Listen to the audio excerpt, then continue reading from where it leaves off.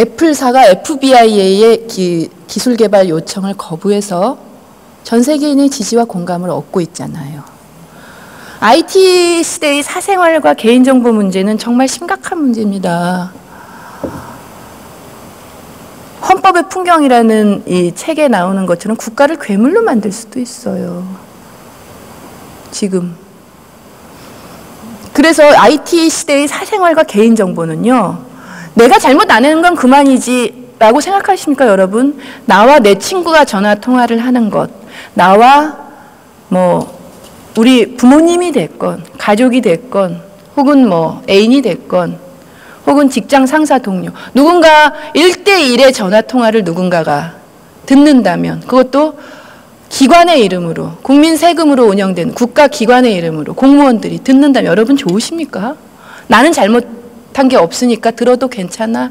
사실 저는 그래요. 저는 만 20살 때부터 좀 사찰 대상으로 살아와가지고요. 전화 이렇게 도청 감청 이런 거 사실 이렇게 좀 그거 신경 쓰다 보면 제가 제 정신으로는 못 살 것 같더라고요. 그래서 이런 것들을 그냥 풀어놓고 저는 휴대폰에 락도 걸어본 적이 없고 비밀번호도 그냥 늘 로그인 상태로 유지해놓고 이러는 사람인데 사실 이게 정상은 아니지요. 직장 생활을 하거나 조직 생활을 하거나 비밀번호를 걸어야 되기도 하고 또 가족 간에도 사적인 개인적인 비밀은 있는 것이니까요. 꼭 그게 부정적인 의미는 아니라고 하더라도. 그런데 이 IT 시대가 그렇습니다. 어디서 누가 내 사진을 찍는지, 어디서 누가 녹음을 하는지. 저희는 아직까지도 사실은 이제 전 40대 후반입니다만은 전화를 하면서 전화 통화를 녹음을 한다? 이거는 익숙하지를 않아요.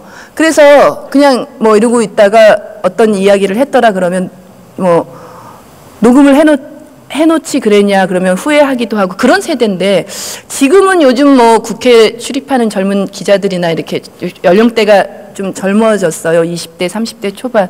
이분들은 100% 녹음을 하시더라고요. 그것도 전화기로. 그게 이제 익숙해진 세대죠. 그러면 이렇게 국회 속기록이나 나눌 때 좀 정제돼서 이야기를 하지만 편한 자리 혹은 사적인 자리에서 받는 피해들, 이것들은 정말 온 국민의 정신을 망가뜨릴 것 같아요. 저 가끔씩 제가 예전에 외국 여행 다니거나 공부했던 거 이렇게 구글 어스로 들여다보곤 하거든요. 그때 마을이나 이런 것들. 물론 이 실시간은 아니겠지만 실시간으로 국가기관은 들여다보는 것이 가능하잖아요. 이 시대 정신을 망각하고 더 열어놓겠다? 영장 없이 대상을 테러 혐의자에 특정하지 않고 테러 혐의에 대한 명확한 규정 없이 그것도 그 감청을 하게 되는 국가정보원이 그 테러 혐의자에 대해서 규정을 하게 되고 선수와 심판과 같게 되면 그 경기는 공정하지 않죠. 피해는 고스란히 국민에게 온다. 퇴행적인 모습을 우리 이 자랑스러운 대한민국 집권 여당이 보여주시면 되겠습니까? 부처가 있습니다. 박근혜 대통령님의 공약으로 탄생한 부처인데요. 이 공약만 지키셨다라는 설도 있습니다. 미래창조과학부를 만드셨던 공약. 다른 공약들도 좀 지켜주세요. 약속. 이 미래창조과학부는요, 전기통신사업자가 수사기관에 협조한 통신 제한 조치들을 보고받아서 집계하거든요.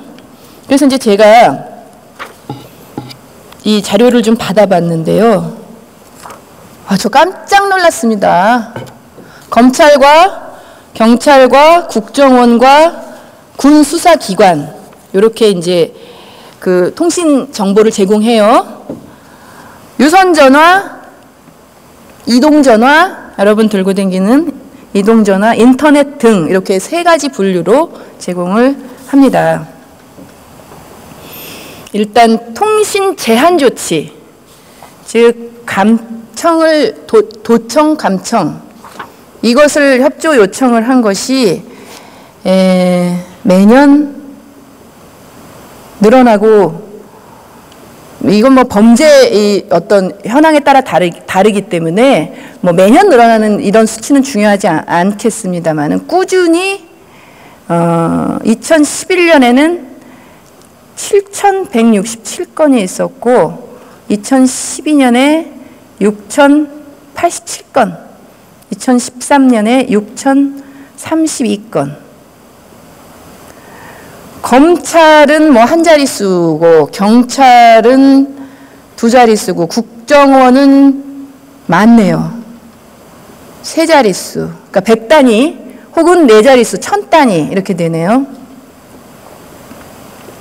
유선 전화에 대한 도감청 협조를 국가정보원에서 2011년에 5,261건 전화번호, 2012년에 4,393건, 2013년에 4,129건, 2014년에 4,038건, 2015년 것은 아직 집계가 안 됐나 봅니다.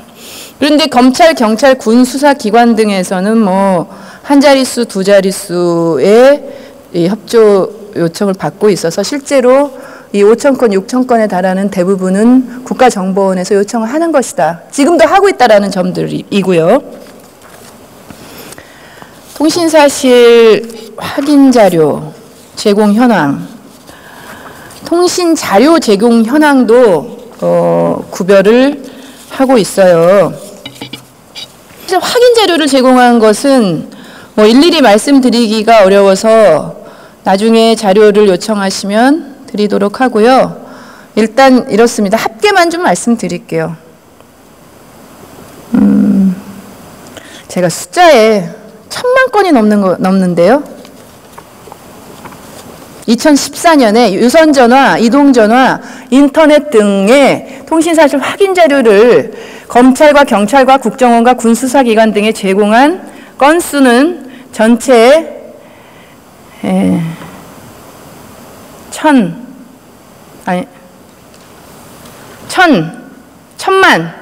28만 8,492건입니다. 2013년에 1,611만 4,668건입니다.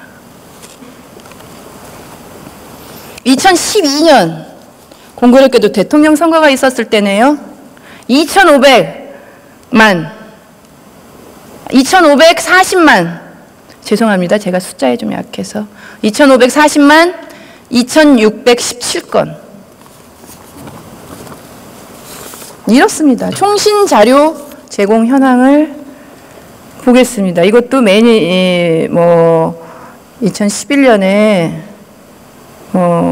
무려 580만 건, 또 600만 건, 2012년에 600만 건 이상, 2013년에 950만 건, 2014년에는 1,200만 건 이상의 통신 자료를 제공을 하고 있어요.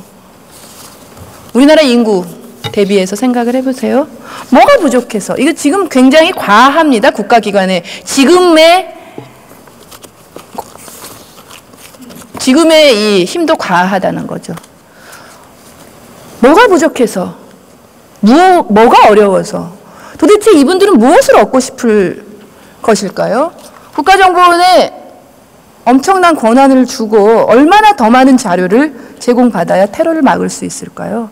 지금도 이렇게 진행 중인데 이미 과도합니다. 국민의 통신 정보는 광범위하게 제공되고 있습니다. 카카오톡으로 이런저런 여러 가지 뭐 유언비어나 또 뭐 많은 이야기들이 돌아다니지요. 검찰이 카카오톡 대표를 참석시킨 채 허위사실 엄단 대책을 발표했어요. 세월호 참사 당일 대통령의 7시간 행적에 대한 이 SNS에 돌아다니는 이야기들에 대해서 이 카카오톡 대표, 개인 기업가잖아요. 이분과 유관기관 대책회의를 갖고 사이버 공간을 실시간 모니터링하고 공인에 대한 명예훼손, 대통령을 의미하겠죠. 선제적으로 대응하겠다라고 발표한 겁니다. 어떠세요? 카카오톡 여러분이 지금도 하고 있을지 모를 카카오톡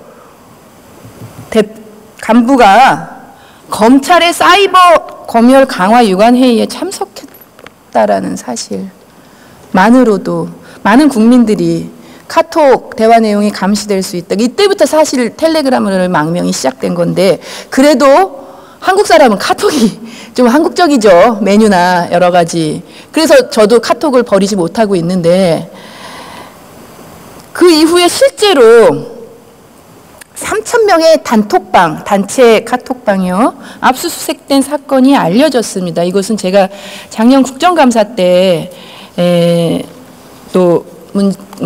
저는 국가정보원을 소관기관으로 하고 있지는 않아서 경찰에만 좀 물어봤던 건데요. 그래서 제가 작년 국정감사 때 좀 지적사항이라 잘 알고 있습니다.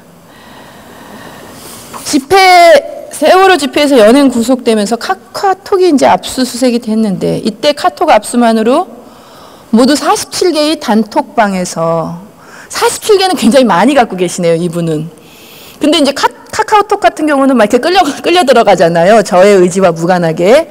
이렇게 끌려 들어가서, 이게 참 국회의원이라는 신분이 나가기를 누르기가 참 어렵더라고요. 그러니까 저 이제 앞으로는 국회의원 얼마 안 남았으니까 단체 카톡방에 막 끌고 들어가지는 말아주세요. 그런데 이 47개의 단톡방, 저는 전체 그래도 한 10개는 있는 것 같아요. 저도 끌려 들어간 거 한 10개 있고 스스로 만든 게 한 10개 있으니까 저도 한 20개는 있네요. 그런데 이때 47개의 단톡방에서, 그러면 이 단체 카톡방에 담겨져 있는 그 명단들이 있잖아요. 닉네임도 있고, 이분들의 전화번호가 있고, 이분들이 남긴 메시지들이 있고, 주고받은 사진이 있고, 동영상 링크가 있고, 파일이 있을 거겠지요. 2,368명의 개인정보와 대화 내용이 수사당국에 제공이 됐습니다. 이분이 연행 구속이 된 것은 세월호 집회 참가였습니다. 그 혐의 사실과 관련이 돼야 되잖아요. 그런데 그것과 무관한 내용이 많았습니다. 그래서 이분이 기자회견을 열고 강력 항의했던 것들, 혹시 또 몇 달 지났다고 그새 잊어버리신 건 아니시죠? 여전히 카톡을 사랑하시는 국민 여러분, 200만 명에 달하는 망명객들 텔레그램 사이버 망명했습니다. 한국의 공권력이 실시간으로 모니터링할 수 있다라는 카카오톡에서 외국산 텔레그램으로. 그래서 이제 이게 진정이 된 것이 카카오톡이 메시지 보관 기간 좀 축소하고 실시간 감청 협조 중단이라는 강수를 두고 나서야 진정이 됐지만, 여전히 카카오톡을 사용할 때는 어딘지 뭔가 노출될 수 있다라는 것들을 감수하며 그런 용기가 있는 분들이 하고 계십니다. 그 당시에 이 구속되신 분이 작성하신 심경 글들을 제가 읽어보니까 굉장히 길어요. 길게. 그만큼 하실 말씀이 참 많다는 거겠죠. 일주일 동안 진행된 필리버스터에서도 의원님들의 그냥 단순한 시간 때우기가 아닙니다. 정말 할 말이 많으셨던 것 같아요. 그동안. 지난 4년 동안. 의정활동뿐만 아니라 이 박근혜 대통령도 대통령 바뀌기도 했으니까 저희 임기 안에 지난 3년 동안. 그래서 오늘의 이 토론회 장 공유할 수 있었던 것이 아닌가 싶습니다. 오늘 마침 휴일이어서 그런지 방청객을 꽉 메워주셨네요. 우리 교복 입은 여학생분들도 보이시고요. 정말 고맙습니다. 어떠한 경우에서건 우리가 함께 나누고 공유했던 오늘의 기억들은 오랫동안 간직할 수 있을 것 같습니다. 자, 이 말과 글을 포기하지 않겠습니다. 이 기자회견 내용 글인데요. 여기서 그냥 몇 줄만 읽어 드릴게요. 긴장하지 마세요. 다시 감옥에 가게 되더라도 말과 글을 포기하지 않겠습니다. 이게 카카오톡 압수수색 규탄 기자회견의 당사자로 참여하며라는 글입니다. 종로경찰서에서 송수신이 완료된 전기통신에 대한 압수수색 검증 집행사실 통지, 이런 우편물을 받으셨대요. 아마 여러분들도 감청을 당하시게 되면 이런 우편물들을 받으시게 될 겁니다. 그런데 테러 방지법이 통과가 되면 감청을 됐는지 안 됐는지 받으실 이런 절차마저도 지나가게 된다라는 점들을 말씀드립니다. 자, 2014년 5월 1일부터 6월 10일까지 내용 죄송합니다. 집행사실을 통지하면서 이렇게 내용을 고지하네요. 카카오톡 메시지 내용, 대화 상대방 아이디 및 전화번호, 대화 일시, 수발신 내역 일체, 그림 및 사진 파일. 아까 제가 말씀드렸죠? 요거를 다 고지하고 있어요. 압수수색 검증 집행을 했다. 우려했던 사이버 사찰이 현실로 드러났다. 지금도 사이버 사찰은 진행 중이다라는 말씀을 드리고 있는 겁니다. 그래서 세월호 참사 진상규명을 외치다가 구속영장 실질 심사를 받으셨대요, 이분이. 그 구속의 이유라면서 자료를 검찰이 보여주는데 대부분 게시판과 SNS에서 돌아다니는 글을 이어서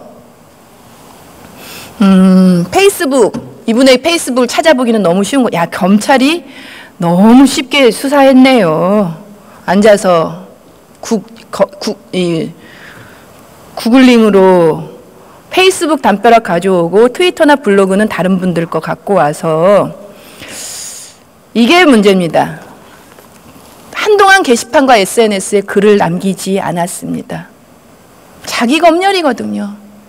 국가기관이 특정 어떤 혐의로 감청을 하게 되면 그걸 한번 그 피해를 겪게 되면 그 이후에 자기 검열에 시달립니다. 표현의 자유가 극도로 위축되는 거예요. 입이 있어도 말을 하지 않고 손이 있어도 엄지손가락이 있어도 SNS를 하지 못하는 이런 상황이 국가가 국민을 대상으로 해서는 안 되죠.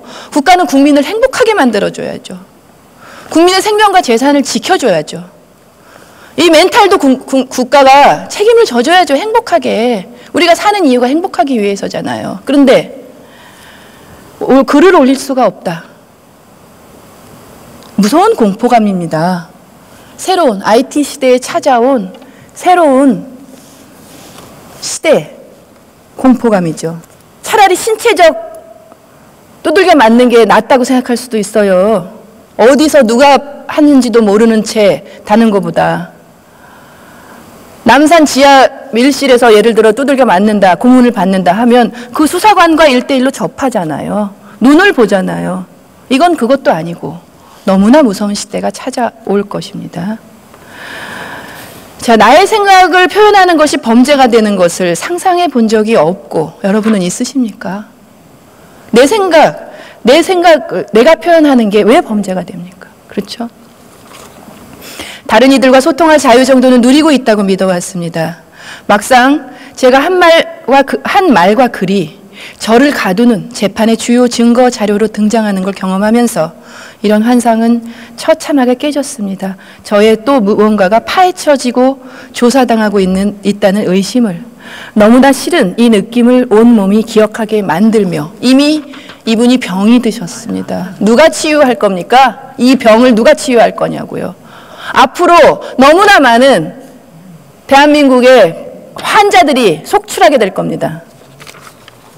게시판과 페이스북은 누구나 볼 수 있는 곳이고 남들이 말하는 것을 더 적극적으로 말할 필요도 있지만, 그렇죠. 게시판이나 페이스북은 어떻게 보면 또 공적인 공간이 될 수도 있을 것 같아요. 전체 공개니까. 그런데 카카오톡은 그렇지 않잖아요. 친구와 친구, 1대1. 뭐 단체 카톡방이라고 하더라도 아는 사람에 의해서 초대받고 나가고 하는 거 아니겠습니까? 지정된 사람들끼리 소통하는 수단이고 공간인데, 저들은 압수와 검증이라고 이름을 붙이지만 저들이 실제로 행한 것은 남의 말과 글을 몰래 녹취하고 도청한 것이나 다름없습니다. 아직 재판 중이지만 피고인 저의 것으로 제한하지 않고 이 재판받는 한 사람들 것만이 아니라 지인들끼리 나누는 내밀한 이야기들, 심지어 만난 적도 없고 서로 이름도 모르는 닉네임만 알고 단체 카톡방에 들어가기도 하지요. 수많은 일들에 지극히 사적이면서 때로는 정치적으로 악용할 수 있는 정보를 팩스 한 장 보내서, 이 팩스라는 것은 그 통신 제한 조치, 감청 통지를 말하는 겁니다. 팩스 한 장 보내서 무차별로 가로칠 수 있다는 건 너무나 끔찍한 상상이고 잔혹한 폭력 행위입니다. 이번 압수수색에서 가장 불편하고 화가 치미는 목록은 30여 년 만에 만나서 밀린 우정을 나누고 있는 초등학교 동창들에게 대한 것입니다. 세상에 초등학교 동창들 단톡방 있으시죠? 저는 네이버 밴드를 하다가요, 저는 초등학교를 또 조금 그 규모가 작은 학교를 나와서 다 알아요. 네이버 밴드를 하다가 하도 알람이 많이 울리고 그래서 네이버 밴드를 그만뒀거든요. 초등학교 동창들 모임이란 건 그런 겁니다. 어떤 목적이 없잖아요. 그리고 초등학교 동창들은 왜 이렇게 세계 각지에 흩어져서 사는 거예요? 그러니까 시차가 안 맞아가지고 여기저기서 시도 때도 없이 어떤 뭐 9 to 5 혹은 뭐 9 to 9으로 이렇게 시간을 두고 하는 게 아니라 시도 때도 없이 울려대더라고요. 그래서 여러 가지 이유로 그만둬서 초등학교 동창들하고는 개별적으로 이렇게 카톡만 하는데, 초등학교 동창들끼리 뭐 해? 뭐 했어? 뭐 연휴 전날 이럴 때 뭐 어디 좀 약속하기 할 사람 없을 때 급하게 번개하고, 제일 편안한 친구들 아닙니까? 아무 조건 없이 어린 시절에, 유년 시절에 그때 그 해화동 골목길, 쌍문동 골목길을 돌아다니던 그런 유년 시절의 추억을 공감하는, 아무 생각 없이 어떠한 목적 없이 만날 수 있는 친구들이잖아요. 지극히 사적인 공간이죠.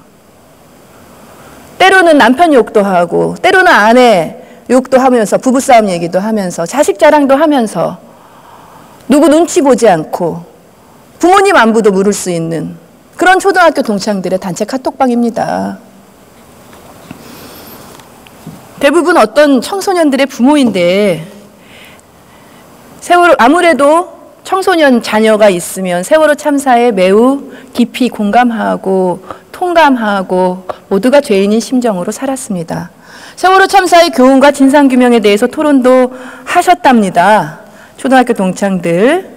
또 청와대와 참사 책임자들을 과격하게 규탄하는 말도 주고받은 것 같습니다. 그 시절에 대부분의 국민들이 그러했지요. 아이들을 왜 구하지 못했는지는 지금까지도 가슴속 한복 깊이 남아있는 상처이지요. 모두가 죄인입니다. 그런데 난데없이 압수수색 공동 대상자가 되어버린 친구들에게 상황을 알리며 미안한 마음을 전했습니다.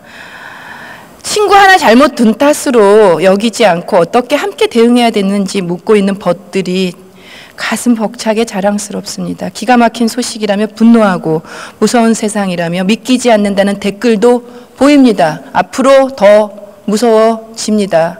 저 이거 위협하는 거 아닙니다. 현실입니다. 공권력이 지속적으로 주시하는 우리 사회 주요 현안에 대한 대화 내용들도 있었을 것입니다. 그런데 헌법이 보장한 국민의 기본권 집회를 금지합니다. 90건. 장소 경합이 36건. 장소 경합은 이제 겹치기로 집회를 신청할 때 경찰이 그 시민의 교통 불편도 사실 중요하죠. 교통소통. 그런데 민주주의 사회에서 시민이 자신들의 의견을 표출하는 것, 국가로부터 철저하게 보장받아야 되는 권리 아니겠습니까? 예전에는 우리가 온라인, 오프라인이라고 얘기를 하죠. 집회 아니면 만날 수가 없었죠. 집 전화 아니면 연락할 수 없었고. 지금은 온라인, 카카오톡 뺀 범위만큼 옥죄는지도 모를 수 있다라는 우려를 다시 한번 제기합니다. 작년 한 해 동안 캡사이신, 물대포 엄청 쏴댔어요. 그래서 제가 분명히 국정감사 때도 경고했습니다. 이렇게 경찰 장구, 위해성 경찰 장비, 최루탄, 살수차 이렇게 많이 사용하다 분명히 사고 난다. 직격 살수탄에 맞아서 쓰러져서 아직까지 중환자실에 계시는 이 작년 11월부터 지금까지니까 얼마나 오랜 시간 또 한 사람을, 또 한 가족을, 또 한 국민을 이렇게 피폐하게 만들면 안 되는 거 아니겠습니까? 그런데 피폐한 미래가 예측되고 예정되어 있는 법안은 절대 안 되는 거죠. 예측되지 않은 어떤 예정되지 않았던 갑자기 찾아오는 사고라면 그것은 어떻게 하겠어요? 받아들여야 하는 것이지요. 그런데 너무나 뻔하게 예측이 가능합니다.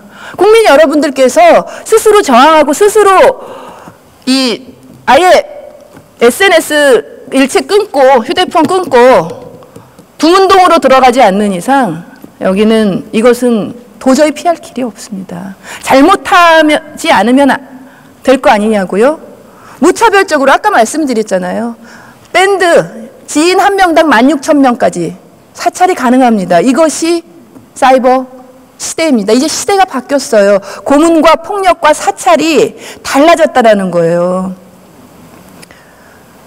저도 이 젊어서부터 정복과 형사들하고 같이 친밀하게 지내가지고요. 그때는 1대1로 따라다녔어요. 심지어 지리산 노고단으로 올라갔는데 거기까지도 따라오시더라고요. 지금은 따라다닐 필요가 없죠. 얼마 전에 인사청문회 하면서 이 청문회 후보자 딸이 인스타그램에 사진 올려서 뭔가가 인사청문회에서 걸릴 자격 배제 대상이 되는 것들이 걸리잖아요. 어디서, 어떤 곳에서, 무엇으로, 신용카드, 교통카드, 하이패스, 실시간으로 다 노출되고 있어요. 이렇게 예측 가능한 불행한 미래를 물려줄 수는 없지 않겠습니까? 갑자기 찾아온 재난이나 참사나 사고가 아니라는 말씀을 드리는 겁니다. 2014년 한 해 전체 동안 쏟아부은 것보다 단 하루 동안 쏟아부은 게 더 많았던 날도 있었습니다.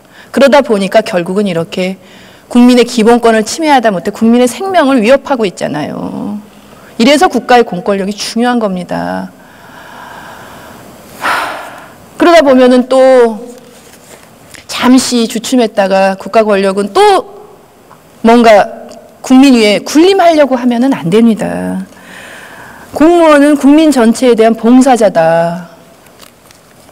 이런 조항도 있어요. 그 점 좀 각별히 유념해 주시기 바랍니다. 가장 민생 치안, 국민 가까이에서 이 민생 치안을 담당하는 경찰 공무원 여러분들께 좀 당부를 드리고 싶습니다. 너무나 비극적인 일들이 반복되지 않도록 작년 한 해, 그러니까 2014년 한 해 동안 쏘아 부었던 캡사이신보다 하루에 쏟아 부었던 양이 더 많았다. 그날이 언제냐면 세월호 참사 추모일이었어요. 너무 잔인하지 않습니까?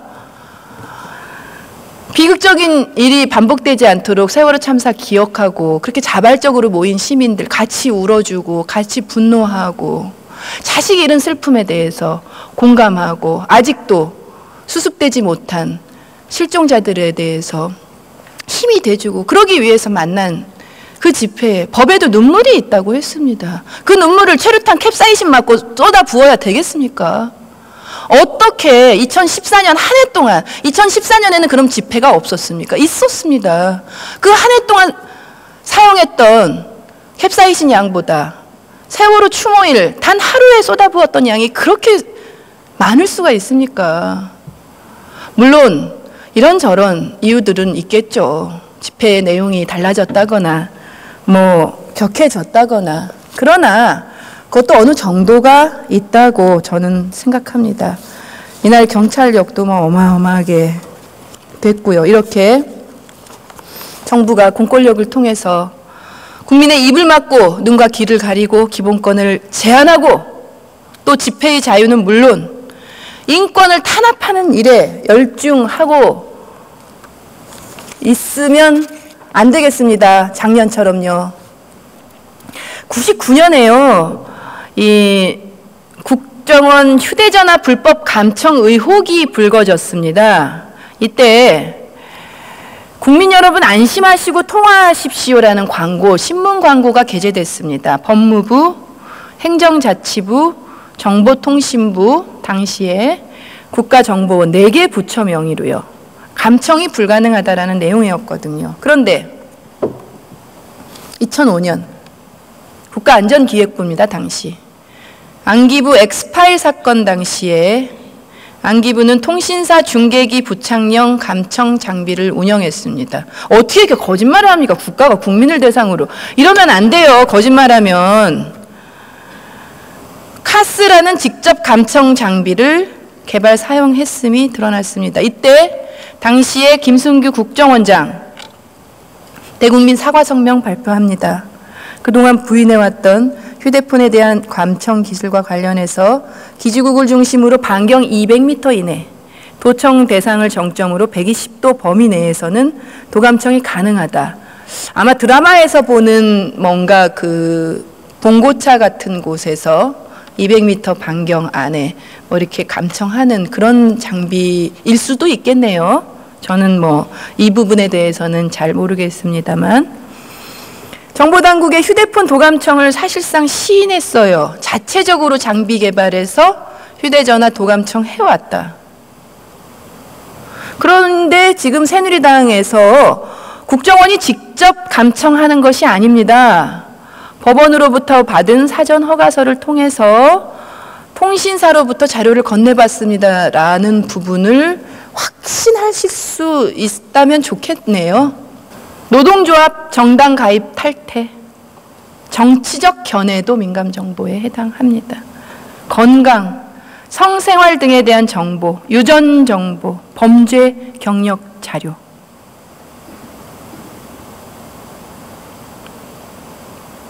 그리고 개인정보 처리자는 이런 개인정보 업무를 보는 기관을 말합니다. 의료기관, 공공기관, 법인, 단체.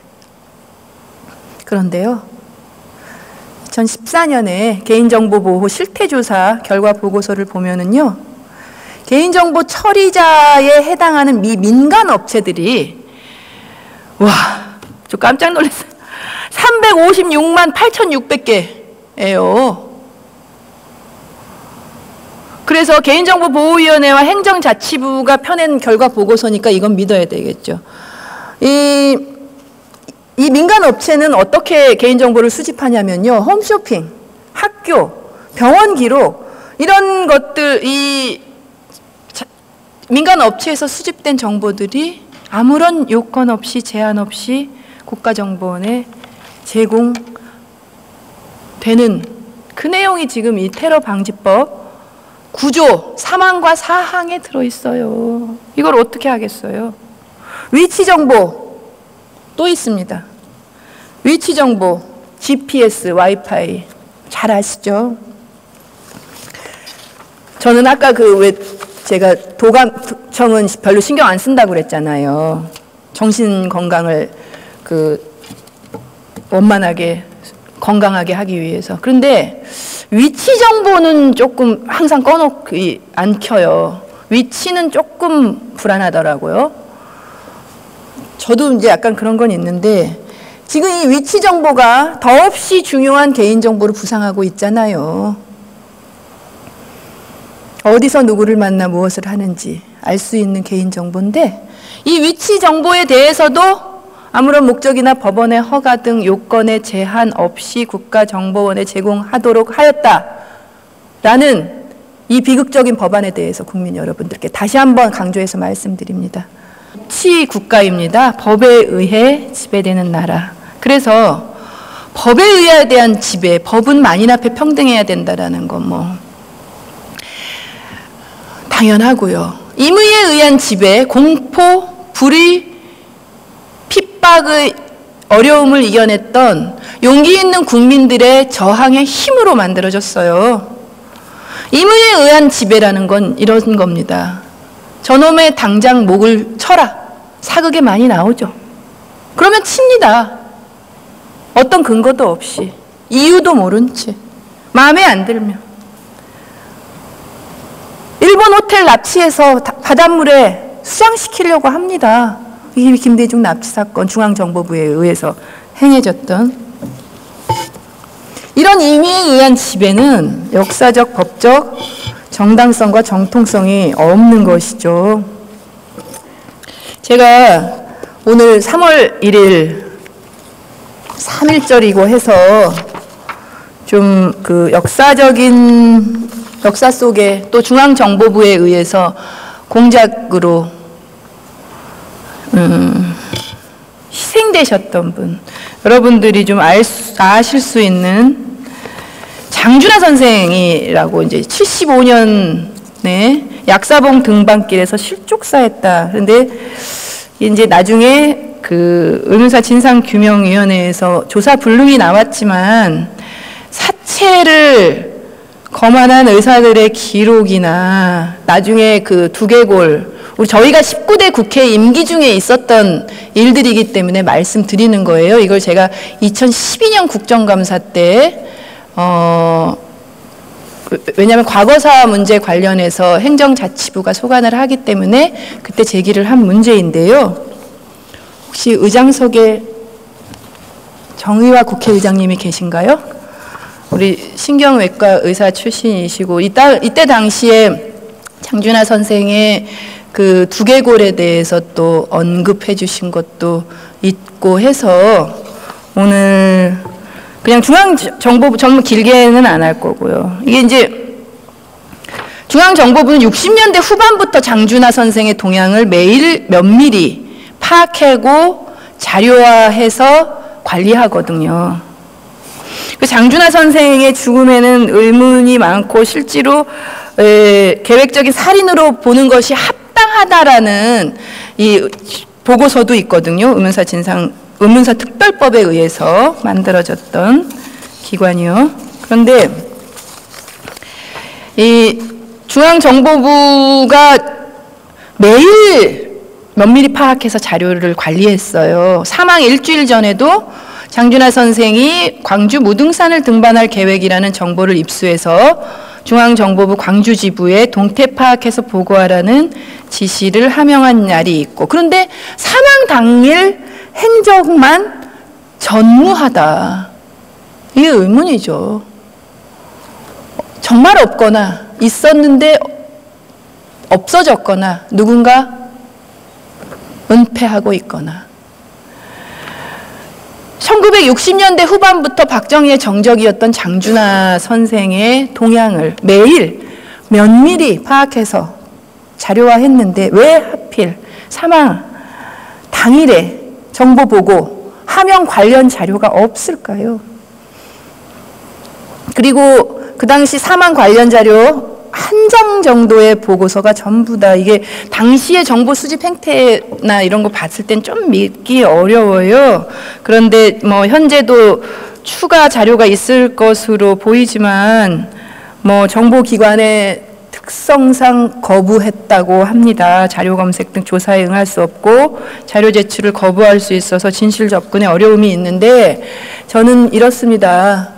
이 장준하 선생도 여러 가지 그 사상계라는 잡지들을 또 언론인으로 정치인으로 뭔가 선각자로서 군사 독재 질주하는 독재에 저항했던 정의로웠던 역사적 인물로서 이분의 사인 진상 규명이 이루어져야 되지 않겠습니까? 그러면 당장엔 이루어지지 않더라도 국가정보원에서 자료를 갖고 있으면 갖고 있다, 없으면 없다, 또 있으면 당연히 제출을 해야 하는 것이고요.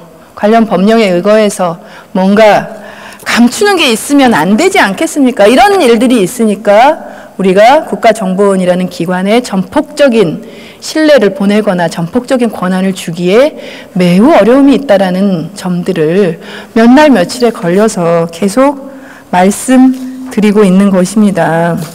간첩, 테러 이런 이야기가 모든 이 비합법적인 거를 합법화할 수 있는 그런 정당화 시킬 수는 없는 거잖아요. 간첩 사건, 조작 간첩 사건, 뭐 역대 간첩 사건 많았다고 오늘 울릉도 간첩단 사건 좀 전해드렸는데 분단 시대 이게 통치 논리죠. 간첩에게 무슨 인권이 있냐?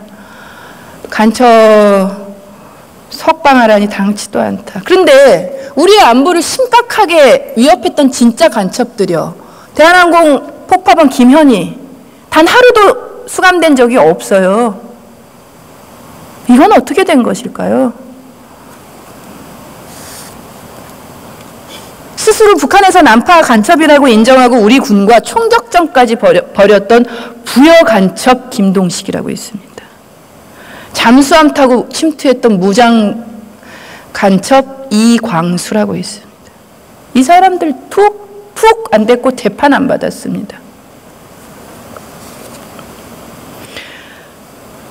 분단 논리와 반공 이데올로기가 아직도 살아 꿈틀대고 있는 2016년의 3.1절 40년 전에 3.1 구국선언의 전문이 아직까지도 통용되고 있다는 사실이 정말 그 돌아가신 선생님들로에게는 뭐 후대들이지만 앞에 또 자라나는 청년 아이들에게 어떤 세상을 물려줘야 할지 막막하기도 합니다.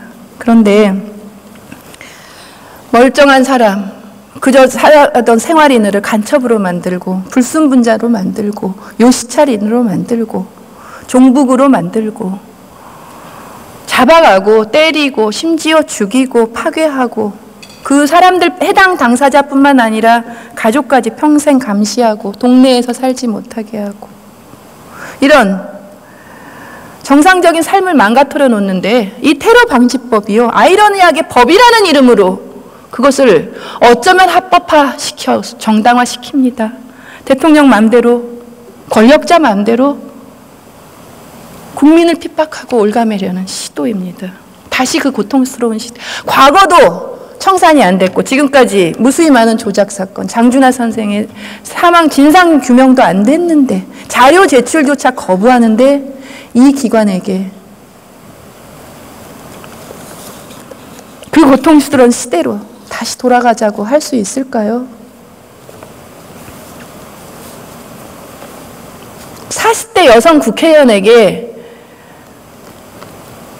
그 입에 담지도 못할 저질 댓글을 국정원 공무원이 대통령 선거에 이용하기 위해서 써 제끼는데 국민을 보호하겠습니까?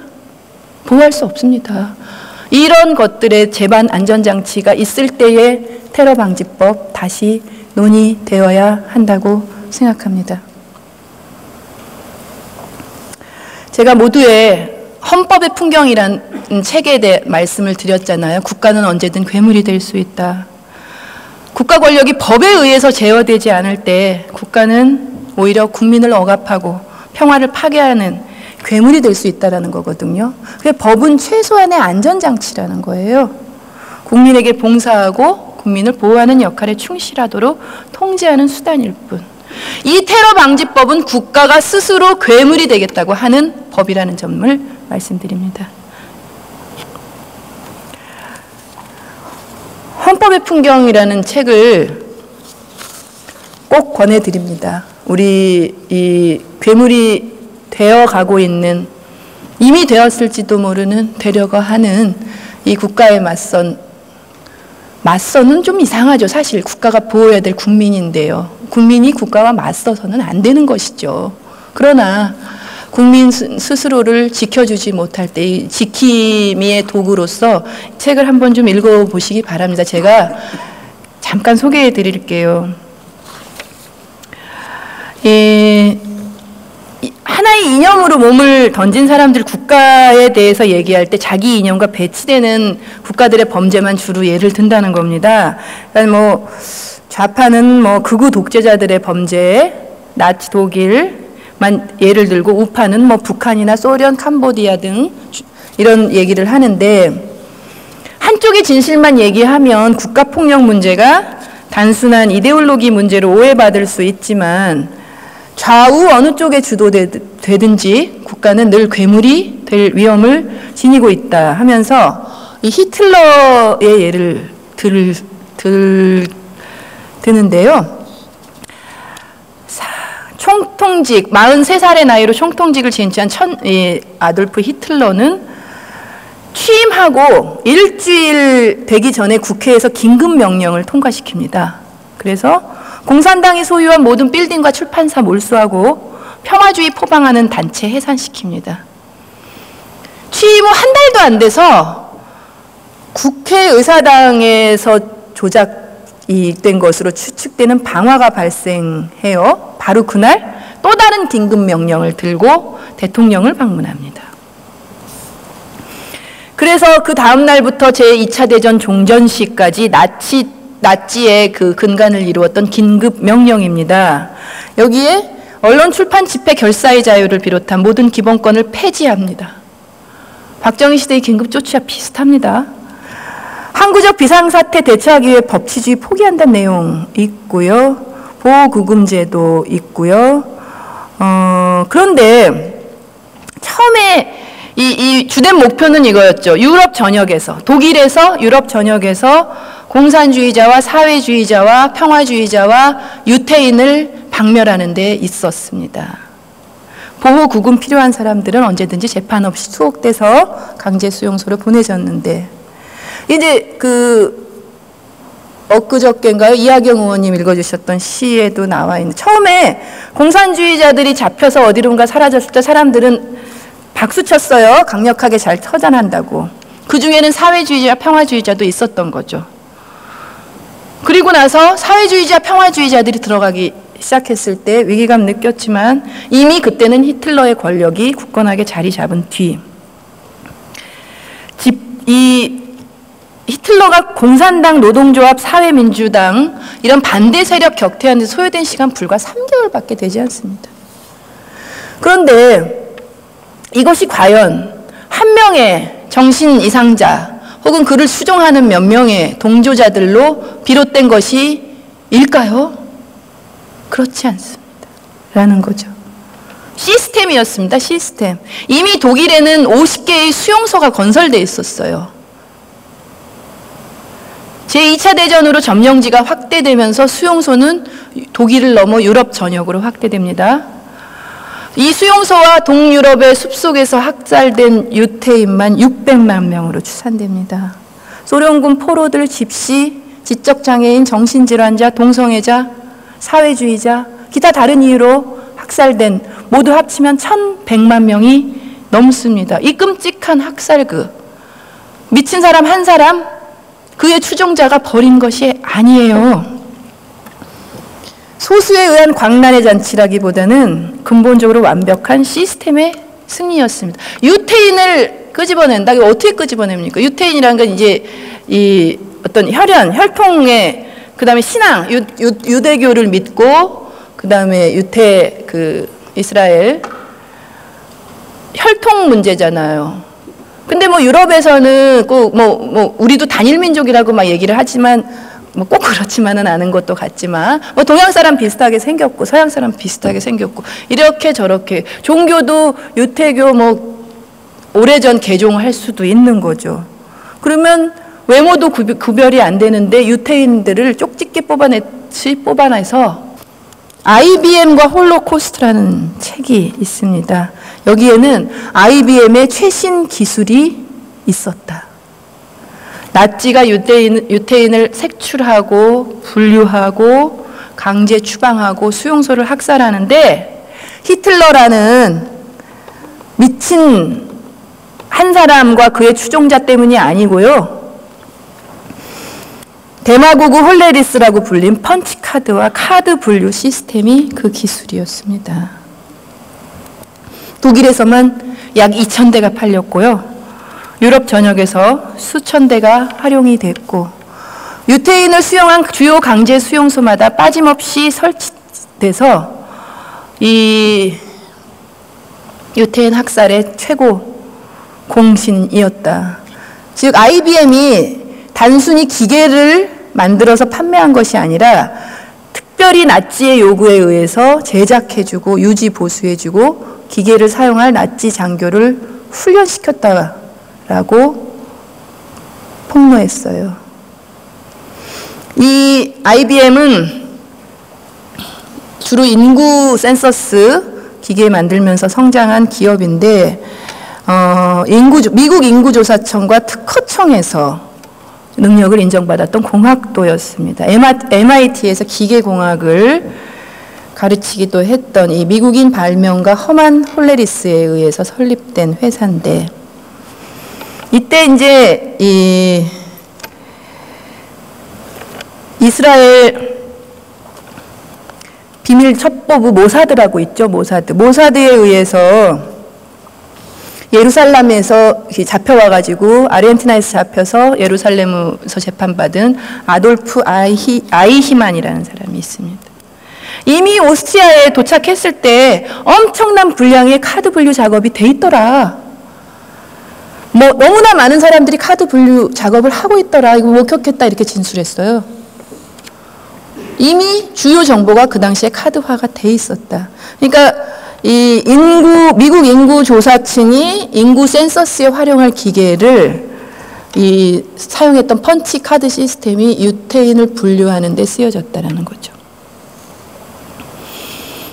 그래서 쉰들러 리스트라는 영화에 보면은 우리가 뭔가 흔히 관심 갖는 거는 뭐 짐짝 같은 열차, 그 안에서 눈빛이 반짝반짝거리는 유태인 소녀, 뭔가 그런 것들이죠. 굶주림과 열기에 죽어간 이야기. 그런데 그게 아니고요.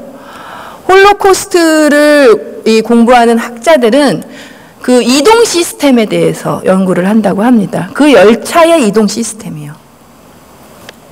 독일 점령 지역의 당시의 열차 운행 기록을 보면 분단위, 초단위로 정말 치밀하게, 면밀하게 기차들이 운행되고 있었다. 이 수용소, 저 수용소로 수백만 명이 움직일 수 있었던 시스템에 주목합니다. 그래서 독일이라는 국가 전체가 컴퓨터처럼 착착 움직였기 때문에 누구는 카드를 분류해서 누구는 유태인을 색출하고 누구는 수용소로 보내고 운송수단을 통해서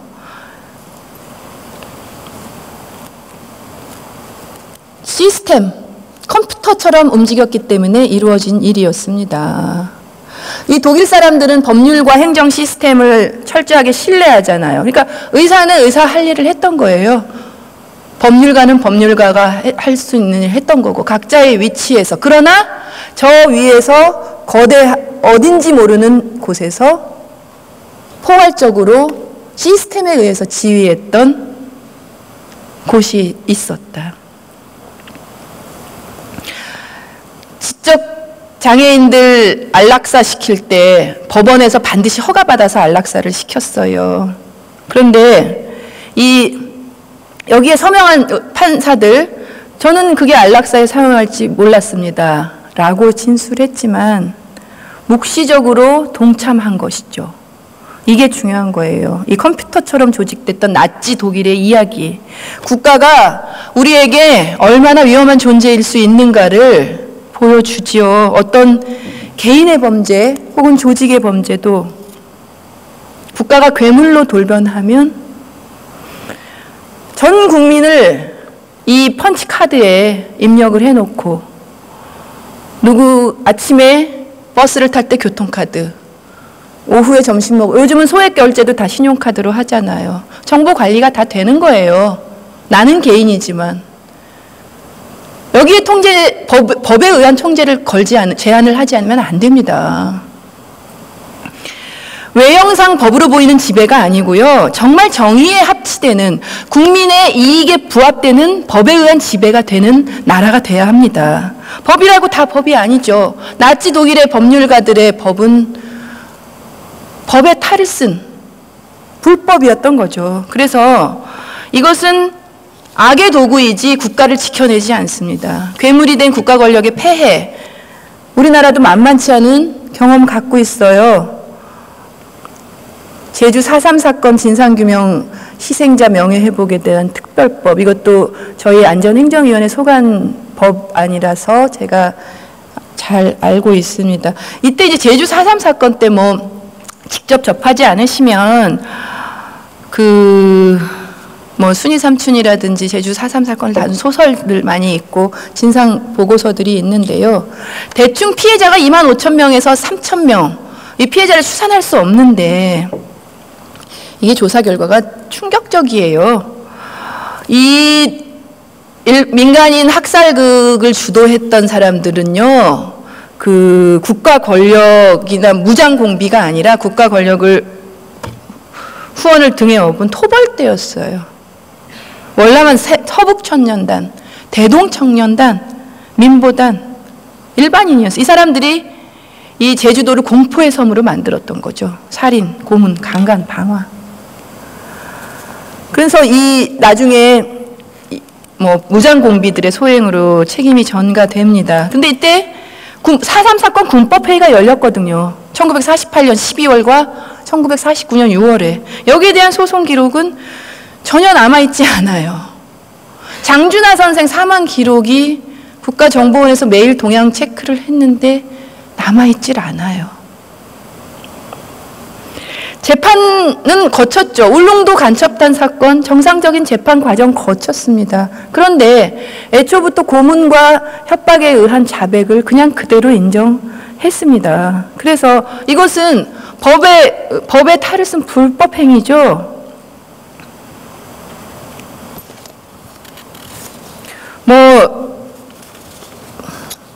지상의 숟가락 하나, 순이 삼춘, 이런 현기영 선생님 제주도 출신 소설책 많이 있는데요. 이 공식적으로 확인된 내용들은 소설 보시고 혹시 좀 이게 소설이라 과한 거 아니야 하시는 분들, 제가 조사 보고서를 봤는데 전혀 과장이 아니었음을 증명하고 있습니다. 그래서 이 고문과 학살을 주도했던 이 구연대장은 일본군 출신이고 정보참모대위는 마약 중독자였고, 이래서 엄청난 제가 이 자리에서 말씀드리기 어려운, 이것도 여러분들께 숙제로, 이것은 20년 전 같았으면 북한에서 나온 선전자료다라고 믿었을 만한 내용들이 4.3 피해 공식 보고서에 나와 있습니다. 그러면 과연 지구상에 존재하는 모든 국가가 괴물로 변할 수 있을까요? 그건 아니죠. 제가 말씀드린 건 괴물이 될 수 있다. 괴물화의 위험성입니다. 그래서 이 테러 방지법에 이 반대 토론을 하고 있는 것이고요. 어떤 나라가 괴물이냐? 우리나라가 괴물이냐? 이게 아니고요. 괴물화 될 수 있다라는 점들이에요.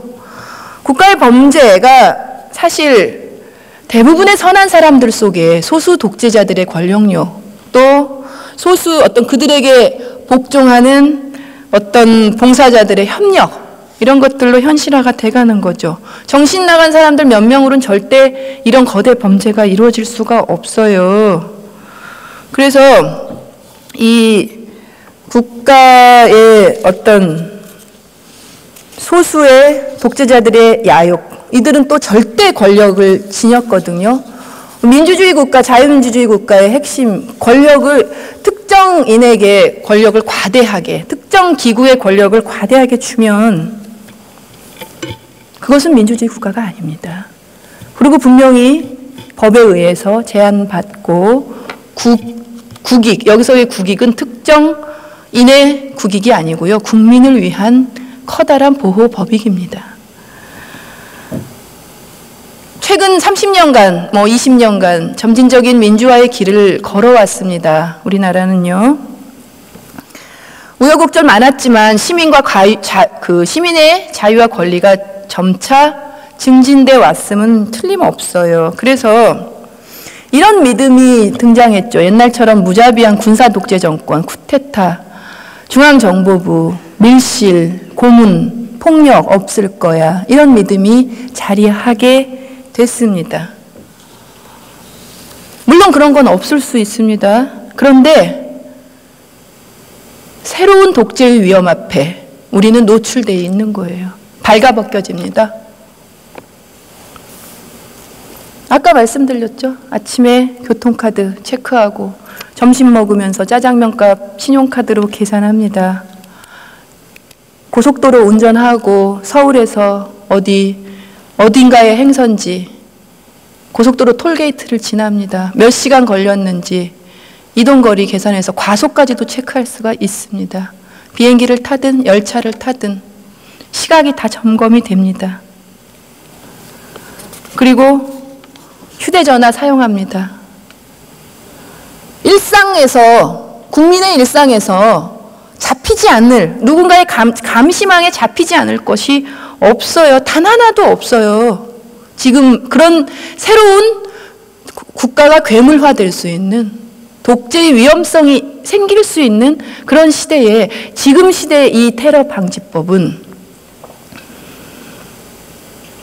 어쩌면 가장 이 시대에 가까운 법이고요. 새누리당의 입장에선 반드시 해야 되는 법인가 하면, 저희 더불어민주당 입장에서는 국민의 편에서 절대로 해서는 안 되는 그런 법입니다. 내가 기억하지도 못하는 정확한 시간과 더불어서 내가 얼마를 냈는지도 모르는 정확한 액수가 그들의 펀치카드에 하나씩 기록되어 가고 있습니다.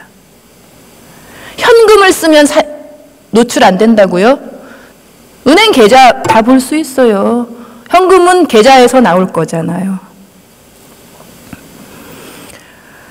자, 이 전 세계에서 공통적인데, 특히 우리나라가 IT가 발달되어 있고 정보와 손에 꼽습니다. 어느 국민관리 시스템보다도 정교한 주민등록제도가 있습니다. 강제돼요. 이게 거주지 등록을 강제하지 않아요. 외국에서 많이 살아보셨나요? 저는 재외국민으로 미국과 오스트리아에서 조금, 캄보디아에서도 좀 있어 봤는데, 거주지 등록 안 해도 살더라고요. 물론 외국인이기 때문에, 외국인도 우리나라는 오래 거주를 하려면 등록을 해야 되지요. 모든 국민에게 고유한 번호를 매깁니다. 강제로 모든 성인에게 발급합니다. 주민등록증, 국가신분증 제도. 이 거주지 등록, 불변, 고유 번호, 주민등록 번호는 못 바꾸잖아요. 이름은 바꿔도. 불변의 고유 번호, 강제 발급. 이 강력한 주민등록 제도를 가지고 일상 깊숙이 들어와서 신용카드 발급할 때 주민등록 제출합니다. 은행 계좌 만들 때 주민등록 제출하고, 휴대폰 개통할 때, 심지어 비행기를 탈 때 주민등록증이 없으면 투표도 할 수 없지요. 인터넷 중요한 사이트에 회원가입할 때 주민등록 번호 기재해야 합니다. 인터넷에 주민등록 번호 내 거 집어넣을 때 거부감 느끼세요? 자연스럽게 집어넣습니다. 그걸 누군가는 수집합니다. 심지어 옛날엔 만화방 많이 있었는데 DVD 빌리더라도 주민등록 번호를 요구받습니다. 수표에 이서할 때도 주민등록 번호를 씁니다. 부담 없이, 제한 없이.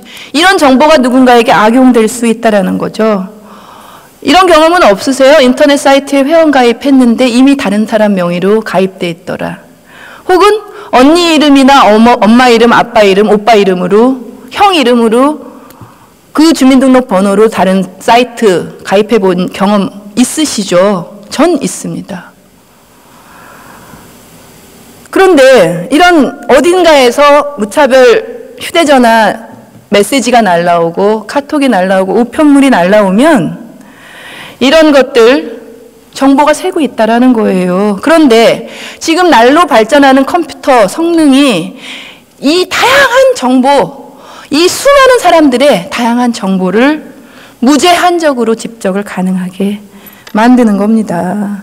그래서 범위를 아주 좁히면 내가 듣는 음악은 뭔지, 휴대폰을 통해서 또 음악도 들으시잖아요. 그러면 거기에 내가 저장해 놓은 음악까지, 내 동영상 다 파일로 공유돼서 국가기관이 악용을 한다?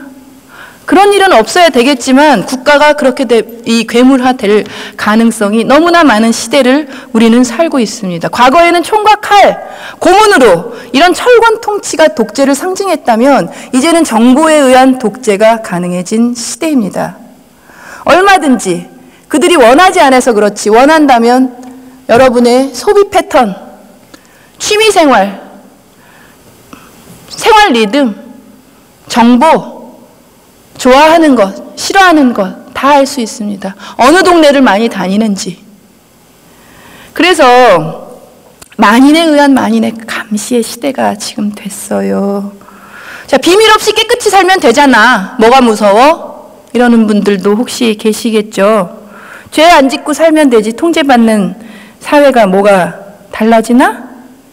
그런데요, 과거의 독재는요, 누구 특정인을 대상으로 한 독재를 고문할 수 있었다면요, 이 독재는요, 테크놀로지 독재는 대상을 가리지 않습니다. 죄 안 지어도 대상이 될 수가 있어요.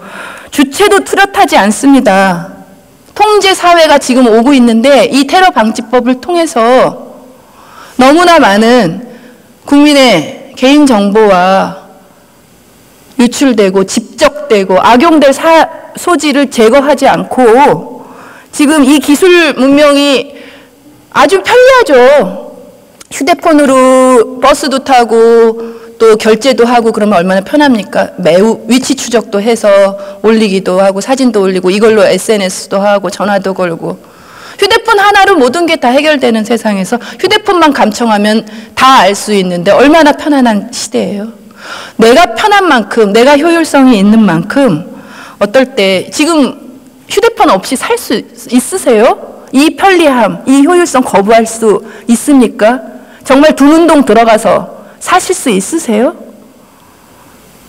그래서 히틀러나 스탈린이나 뭐 60년대, 70년대의 박정희나 이렇게 뭔가 형상화되지도 않은 독재입니다. 주체가 불분명한 것은 국가 권력이 괴물로 갈 수 있는 요인이 됩니다. 어디까지 알아야 되는지, 어떻게 막아야 하는지 알 수 없기 때문이죠.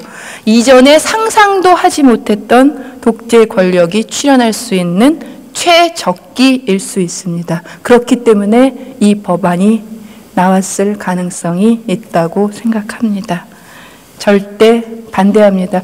그 테러에 대한 테러 자체 방지를 반대하는 법이 아니고요.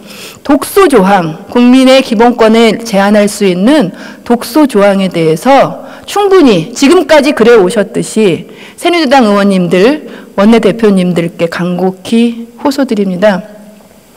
독소 조항에 대한 타협과 협상 지금부터 해주시기 바랍니다. 그리고 단 한 명의 무고한 시민이 억울하게 감시받고 통제받으면 안 되지 않을까요? 대단한 전문성이 없다고 하더라도 민주공화국인 대한민국의 국민, 상식 있는 시민으로서 우리는 분명히 알 수 있습니다. 이 법이 테러를 방지하는 법이 아니라 국민을 감시하고 억압하는 법이 될 수 있습니다. 그렇게 가고 있습니다.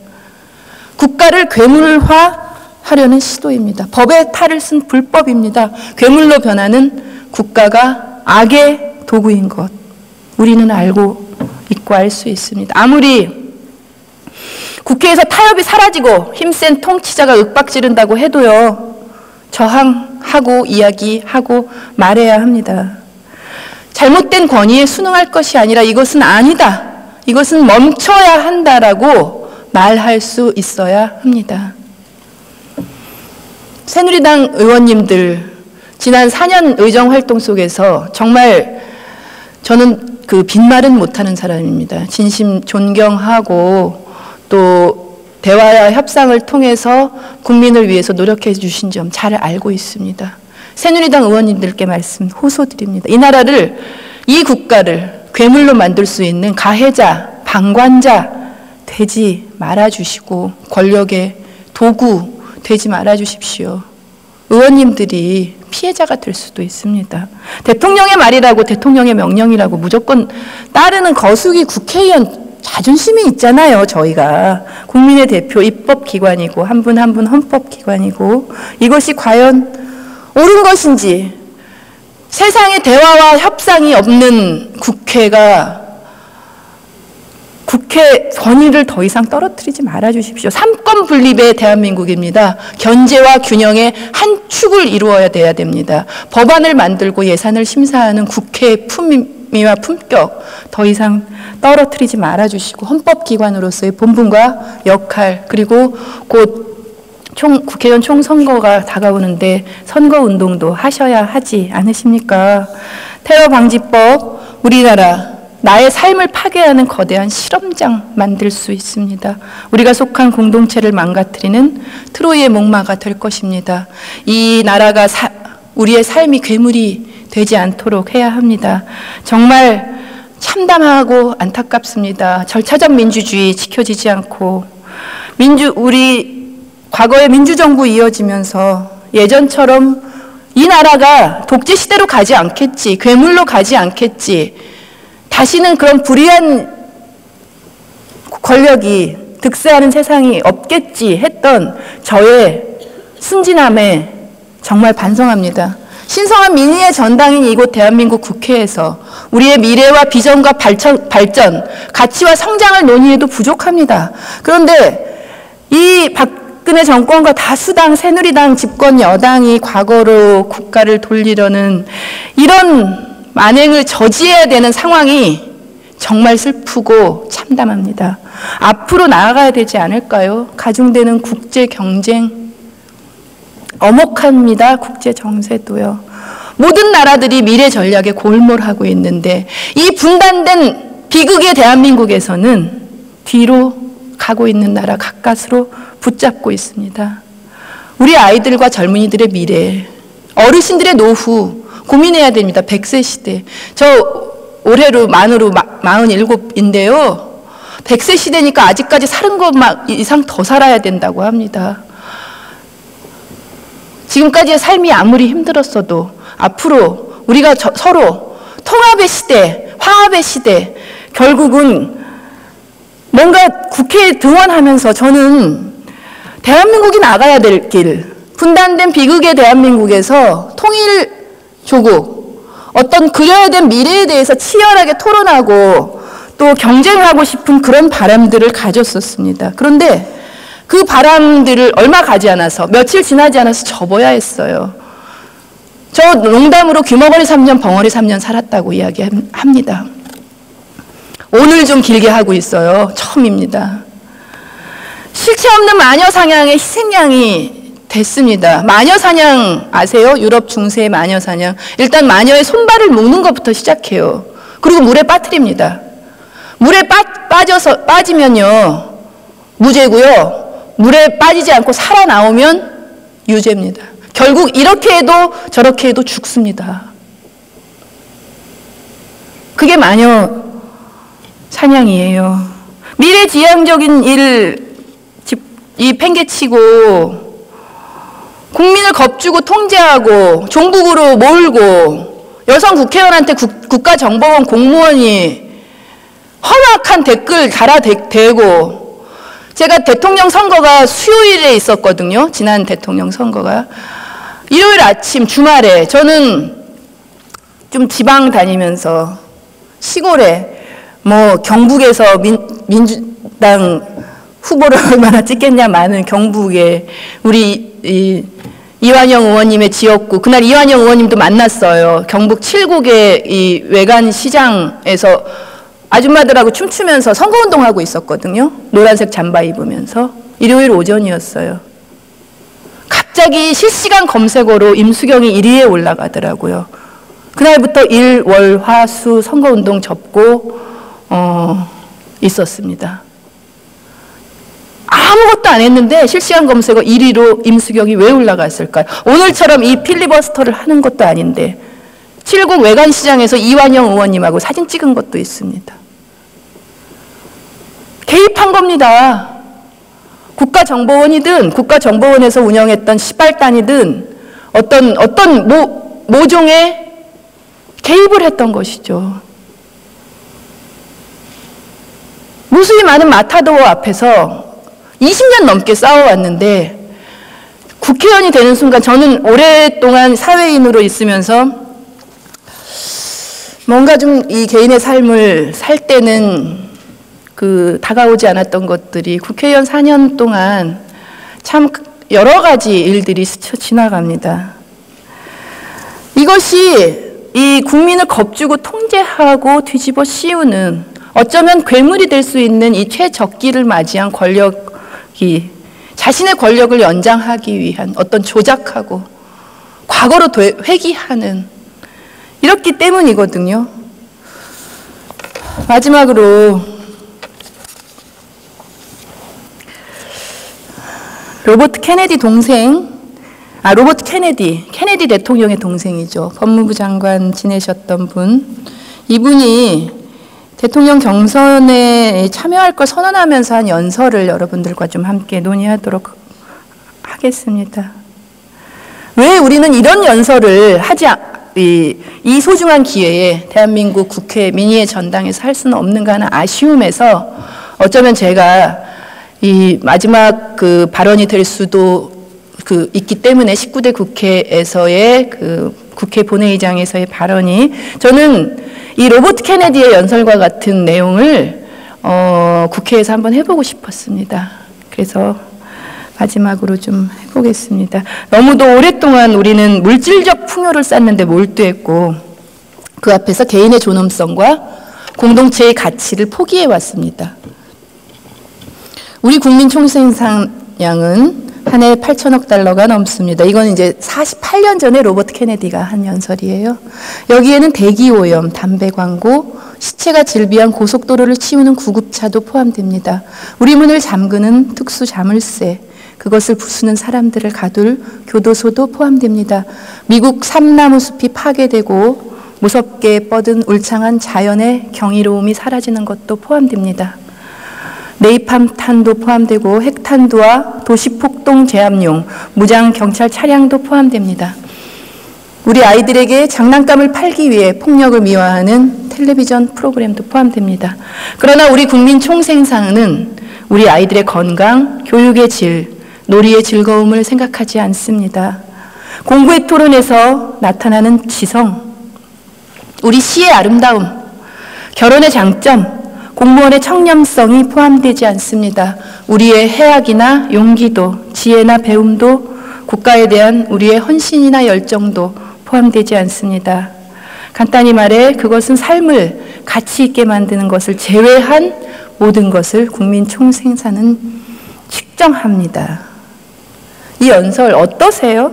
여전히 빈부격차, 비정규직, 자살률 높아가고 환경 파괴되고 억압받는 소수자 문제 외면한 채 수치로 나타나는 경제 성장률로 우리가 발견하고 있다.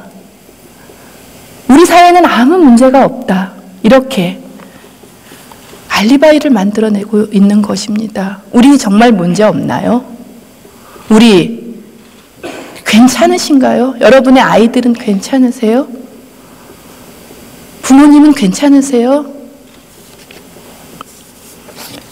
경제 발전 수치로 나타나는 아이들의 건강 공동체의 장점 같은 일들 아무렇지도 않게 방치하고 내팽개쳐져 있지는 않으세요? 누리과정에 대한 대통령의 적반하장이 이걸 잘 보여주고 있습니다. 저 마무리할 거예요. 테러 방지법도 마찬가지입니다. 행복하고 아름다워야 마땅한 우리의 삶이 우리의 삶의 공동체를 파괴하는 악법이 되고 오로지 권력자를 위한 권력자의 법을 테러를 방지한다는 명목으로 분단을 이용해서 국민에게 강요하고 있습니다. 어떻게 우리가 처한 분단의 아픔을 치유하고 평화를 뿌리내리고 통일을 만들어 나갈 것인가에 대한 비전은 없습니다. 국내 정치에 악용하는 못된 습관만이 이 법에 녹아 들어가 있습니다. 이 못된 습관 끊어야 하지 않을까요? 저는 반성합니다. 선한 세력이 무능할 때 한 사회는 그 사회에 어울리지 않는 리더를 가진다 라고 했습니다. 한겨레 고나무 기자가 쓴 아직 살아있는 자 전두환이라는 책에 나오는 구절입니다. 선한 세력이면 뭐합니까? 유능하지 못하면. 그러면 그 사회에 합당한 또 가져야 하는 지도자가 아니라 그 사회를 망가뜨리는 지도자가 등장한다는 구절을 읽으면서 반성했습니다. 선한 세력이라고 자부하면서 청춘도 바치고 또 이 사회에 대한 더 깊은 고민, 치열한 공부를 한다고 했지만 국회 여기까지 들어와서 국민을 위해서 복무하겠다고 노력했지만 이 나라를 괴물로 만들고자 하는 정권, 그 정권의 하수인으로 전락한 집권 여당, 그 여당과 타협도 대화도 하지 못하는 야당 국회의원으로 반성하지 않을 수가 없습니다.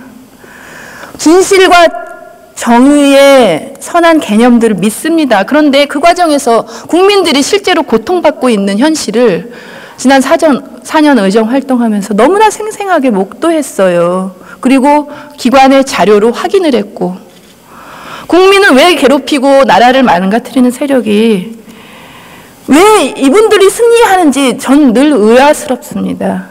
왜 괴롭고 억울합니다. 그런데 우리의 선함이 더 큰 실력과 능력으로 국민들에게 다가갔어야 한다. 지금까지 다가가지 못했던 반성과 함께 다가갔어야 한다.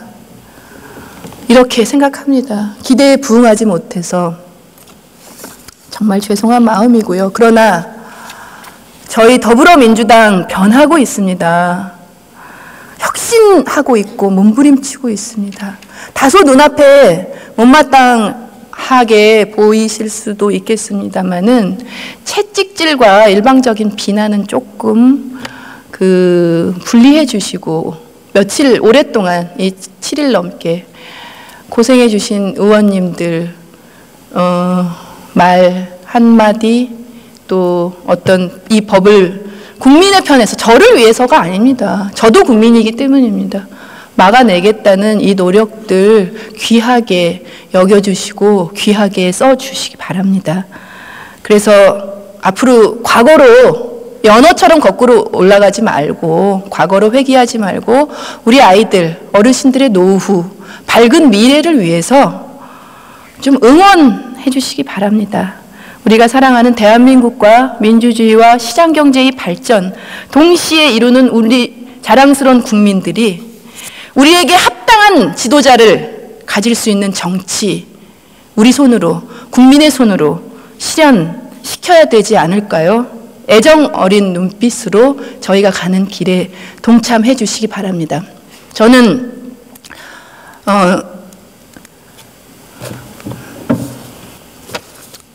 오랜 시간 진지하게 지켜주신 방청객 여러분들께 감사드립니다. 아니, 꽉 찼어요. 늘 이랬나요? 너무 감사합니다. 그리고 국회의원으로서라기보다 같은 국민의 한 사람으로 또 옆에 있는 친구처럼, 이웃처럼, 누나처럼, 동생처럼 여러분들께 다가가는 그런 날들이 다가오고 있어서 저는 기쁩니다. 20대 총선거가 한 달여밖에 남지 않았는데요.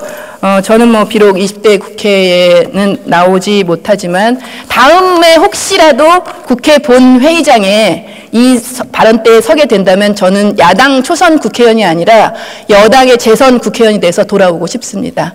오랫동안 들어주셔서 감사합니다.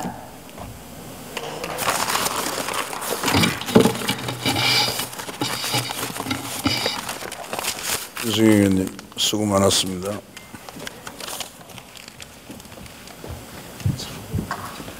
다음은 더불어민주당의 안민석 의원님 나오셔서 토론해 주십시오.